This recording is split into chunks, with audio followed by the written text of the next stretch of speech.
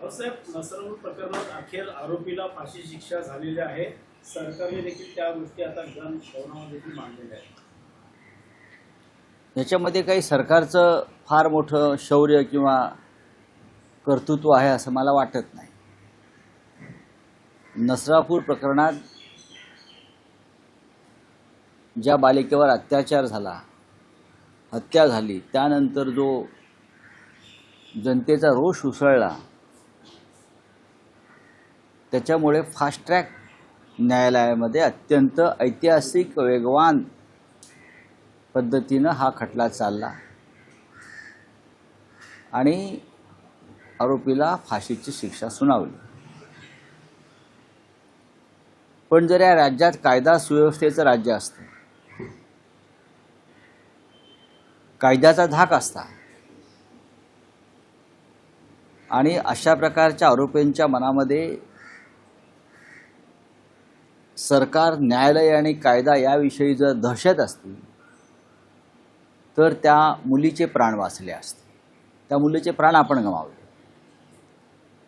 अशा प्रकारच्या घटना या राज्यात सातत्याने घडत आहेत आणि दुर्दैवानं अशा घटना घडल्यावरती आपण जागे होतो, सरकार जागं होतं.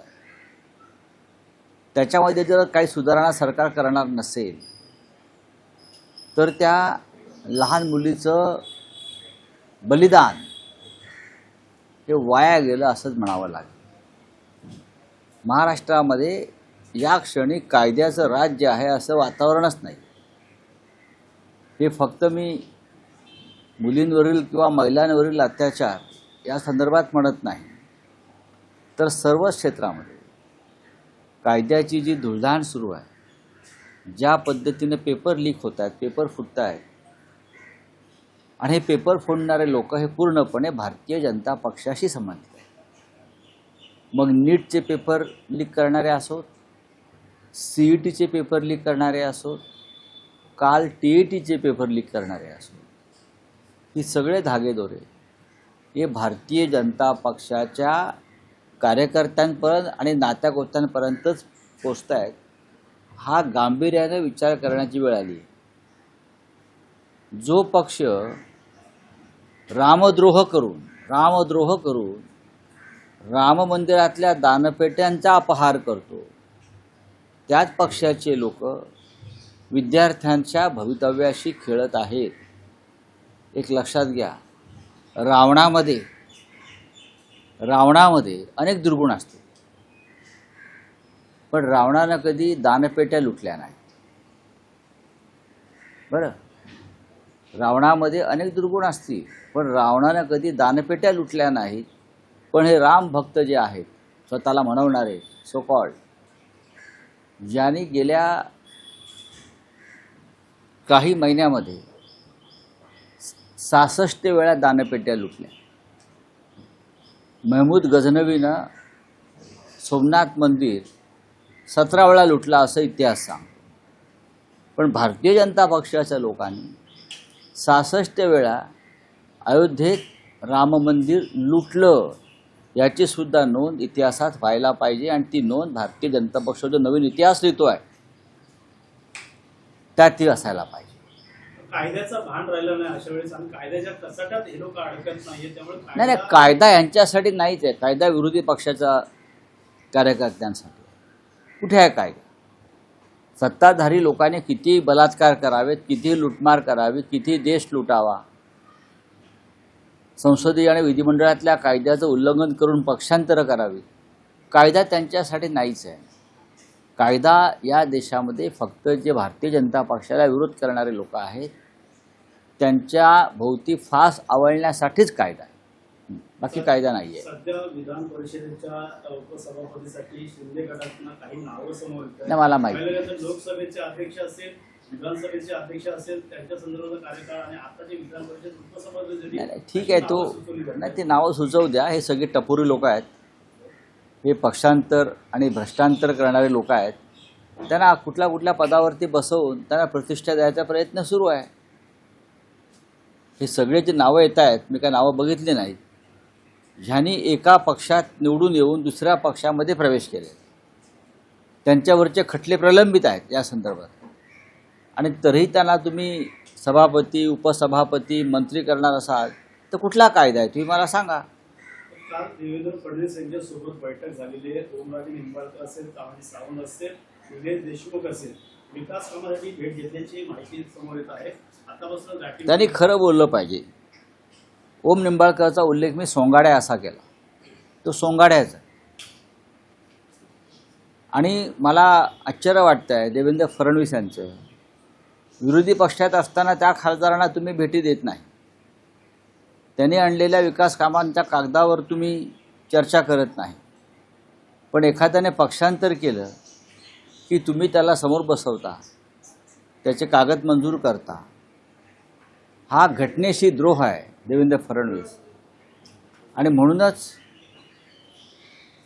त्याची कर्माची फळं तुम्हाला जी मिळत आहेत.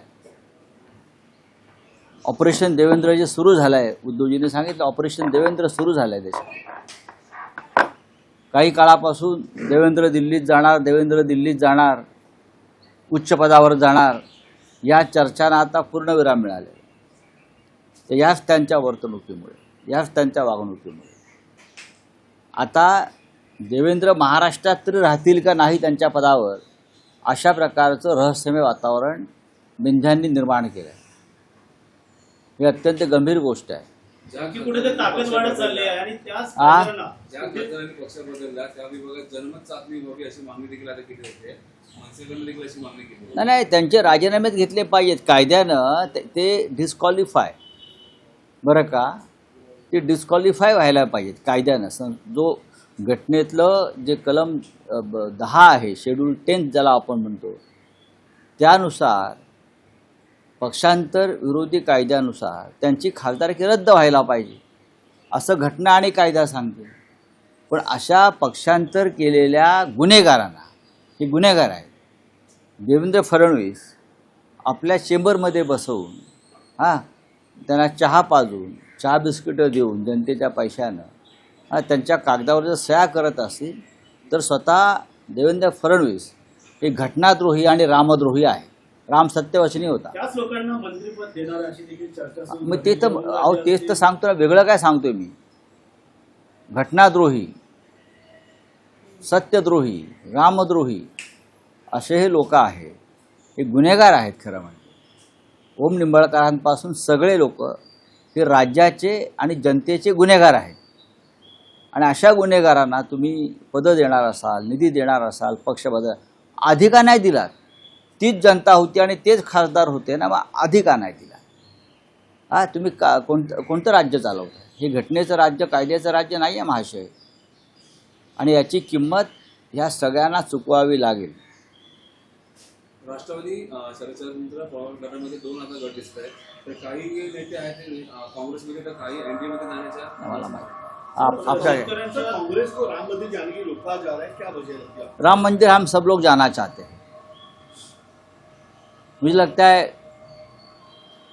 उत्तर प्रदेश के कांग्रेस के प्रेसिडेंट को रोका गया है, अजय राय साहब को.